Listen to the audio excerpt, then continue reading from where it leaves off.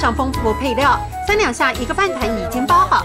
尽管接近午餐时间，刘妈妈的早餐摊位还一直有客人光顾。我可以2天也不睡觉，一直做可以啊。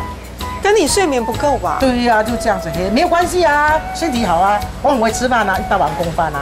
乐天夸耀自己体力好，像熊猫眼般的黑眼圈却是常年睡眠不足的证明。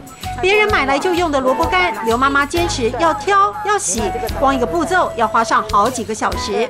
你都要自己洗啊？对，我儿子洗我也不要，为什么？不及格他都乱洗，这不能吃的丢掉。洗过的萝卜干还用河边找来的大石块压干水分。刘妈妈坚持，这才炒得出传统客家风味。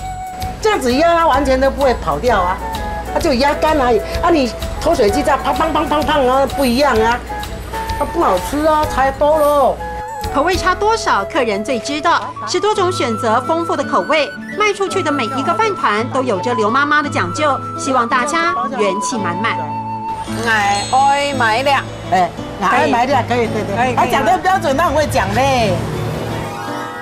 爱爱买呀，爱爱买呀。